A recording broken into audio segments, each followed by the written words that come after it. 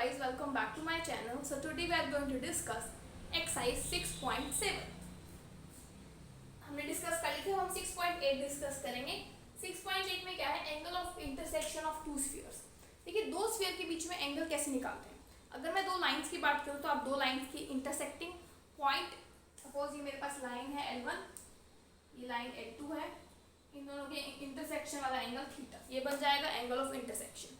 अगर दो स्फीयर्स का एंगल ऑफ इंटरसेक्शन निकालना है, इसका मतलब है उनकी टेंजेंट प्लेन जहाँ पे इंटरसेक्ट कर रहे हैं उन दोनों के बीच का एंगल निकालना है। तो देखिए it is the angle between the tangent plane at the point of intersection. Now we have to find angle, कि एंगल क्या होगा between two spheres. If r1 r2 is the radius of two spheres, say आप हम दो spheres बना लेते हैं जो कि इंटरसेक्टिंग स्फीयर्स हैं। ये वन स्फीयर, ये अनदर स्फीयर। ये सेंटर मान लिया इसका C1, इसको मान लेते हैं हम C2। यहाँ पे कुछ टेंजेंट प्लेन बनेगा इसका, एंड इसका यहाँ पे टेंजेंट प्लेन बनेगा। तो यहाँ से टेंजेंट प्लेन और इस टेंजेंट प्लेन के बीच में अगर आप यहाँ से देखें, ये सेंटर है, ये रेडियस है, यहाँ से कोई टेंजेंट प्लेन बनेगा। सिमिलरली यहाँ पे भी कोई टेंजेंट प्लेन बनेगा जो इंटरसेक्ट करेगा। तो ये एंगल होगा टेंजेंट प्लेन के बीच में, या फिर हम कह सकते हैं ये वाला एंगल होगा वर्टिकली अपोजिट। सो लेट कर लेते हैं theta is the angle of intersection. Then हमें प्रूव करना है कोस थीटा की वैल्यू होगी r1 square plus r2 square minus d square upon 2r1 r2। देखिए ये फर्स्ट स्फीयर है, सेकंड स्फीयर है, सेंटर मान लिया C1 C2, ये line joining the centres, and इसको नाम दे देते हैं हम P पॉइंट, और ये एंगल सपोज हमारे पास थीटा। इस ट्रायंगल में हम कोस थीटा का फॉर्मूला अगर हम लगाएं, C1P का डिस्टेंस ये r1 रेडियस है, ये r2 रेडियस है, और ये डिस्टेंस d है। तो अगर हम कोस थीटा का फॉर्मूला लगाएं, क्या आ जाएगा C1P whole square plus C2P whole square minus C1 C2 का whole square 2 times C1 C2 C1P into C2P। C1 की वैल्यू क्या है r1, सो r1 square plus r2 square minus d square upon 2r1 r2। सो ये हमारे पास formula आ जाता है angle दोनों के इंटरसेक्शन का। फिर यहाँ पे एक और हमारे पास एंगल स्फीयर्स आते हैं, ऑर्थोगोनल स्फीयर्स। ऑर्थोगोनल स्फीयर्स वो स्फीयर्स जो एक दूसरे को कट करें 90 डिग्री पे, मतलब उनकी टेंजेंट प्लेन 90 डिग्री पे कट करें। अगर हम यहाँ ई कॉस थीटा है, सो कॉस 90 डिग्री क्या होता है हमारे पास 0। सो ये आ जाएगा हमारे पास r1 square plus r2 square minus d square is equal to 0। सो r1 square plus r2 square is equal to d square. ये ऑर्थोगोनल के लिए कंडीशन आ जाएगी हमारे पास। Next we have condition of orthogonality for the given spheres. First sphere है x1 प्लस y square plus z square plus 2u1x plus 2v1y plus 2w1z plus d1 is equal to 0। Second sphere है x square plus y square plus z square 2u2x plus 2v2y plus 2w2z plus d2 is equal to 0। इसका centre नाम दे देते हैं C1 minus u1 minus v1 minus w1, radius यहाँ पे इसकी r1 है, that is under root of u1 square plus v1 square plus w1 square minus d। C2 centre for second sphere minus u2 minus v2 minus w2, इसका radius आ जाएगा under root of u2 square v2 square w2 square minus d। d क्या है, distance between centres mean C1 C2 के बीच का distance हमें calculate. सो d हम calculate करते हैं, ये आ जाएगा अंडर रूट डिस्टेंस फॉर्मूले से under root of u1 minus u2 का whole square v1 minus v2 whole square w1 minus w2 whole square. ये डिस्टेंस आ चुका है। फॉर ऑर्थोगोनैलिटी हमारे पास कंडीशन क्या है, फॉर ऑर्थोगोनैलिटी कंडीशन क्या है, r1 square plus r2 square is equal to d square.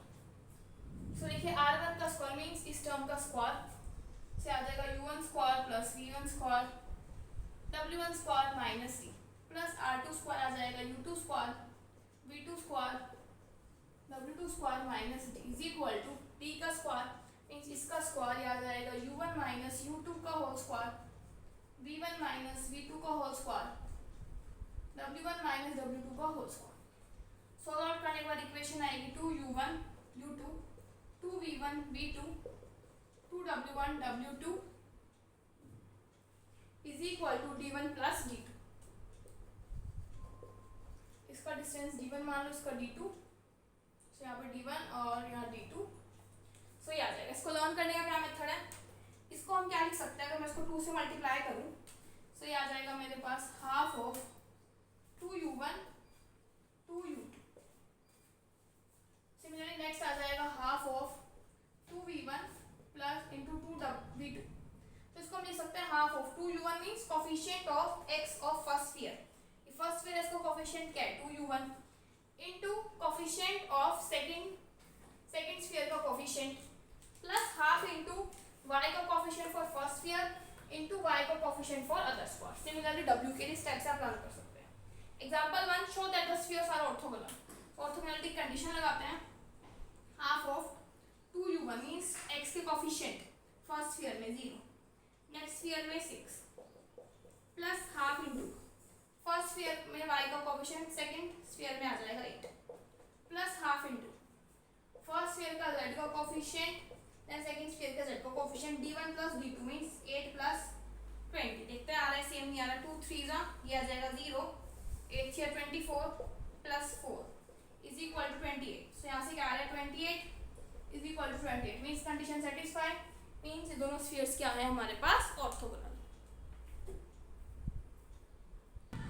Next we have example number 2. Find the equation of sphere which touch the given plane at point 1 minus 2 1. So हमें एक sphere की equation निकालनी है जो इस plane को touch कर रहा है। प्लेन क्या है 3x plus 2y minus z plus 2 is equal to 0, point 3 पे जो कि है 1 माइनस 2 1 एंड ऑर्थोगोनल एक स्फीयर को कट कर रहा है जिसकी इक्वेशन ये। तो हमें इस स्फीयर की इक्वेशन निकालनी। देखिए टेंजेंट प्लेन की आपको इक्वेशन गिवन है, लेट कर लेते हैं ये जो स्फीयर है इसकी इक्वेशन है, let sphere equation be x square plus y square plus z square plus 2ux plus 2vy plus 2wz plus d is equal to 0। अब जो हमारे पास ये स्फीयर है एट पॉइंट 1 माइनस 2 1 हम टेंजेंट प्लेन की इक्वेशन लिखते हैं, हमारे अकॉर्डिंग क्या आएगी x into 1 y into minus 2 तो आ जाएगा minus 2y plus z into 1 that is z u। x को हम लिख सकते हैं x प्लस x1 so x plus 1 plus v y minus 2 plus w z plus 1 plus d is equal to 0। So यहाँ से हमारे पास क्या आ जाएगी इक्वेशन, ये आ जाएगा x into 1 plus u plus y का कोफिशिएंट आ जाएगा y माइनस 2 प्लस z का कोफिशिएंट आ जाएगा w प्लस 1, यहाँ पे आ जाएगा v minus 2 plus u minus 2v plus w plus d is equal to 0। ये हमारे पास क्या आ गई टेंजेंट प्लेन की equation. This is equation of tangent plane. अब जो गिवन इक्वेशन है टेंजेंट प्लेन की और जो ये हमारे पास इक्वेशन आई है उनके कोफिशिएंट्स रेशियो में सेम होंगे। तो देखिए कंपेयर करते हैं कोफिशिएंट, ये आ जाएगा 1 plus u upon 3 is equal to v minus 2 upon 2 w plus 1 upon में minus 1 u minus 2v plus w plus d upon में 2 इज इक्वल टू लेट कर लेते हैं हमारे पास k। सो नाउ हम दोनों साइड्स मल्टीप्लाई कर लेते हैं k से। सो ये हमारे पास आ जाएगा u की वैल्यू k की टर्म्स में, u की वैल्यू आ जाएगी 3k माइनस 1, v की वैल्यू आ जाएगी 2k प्लस 2, w की value minus k minus 1, u minus 2v plus w plus d is equal to 2k। यहाँ से d की वैल्यू कैलकुलेट कीजिए u w पुट करके, सो d की वैल्यू आ जाएगी 4k प्लस 6। अब ये जो स्फीयर है ये इसको ऑर्थोगोनली कट कर रहे हैं, so it cuts other sphere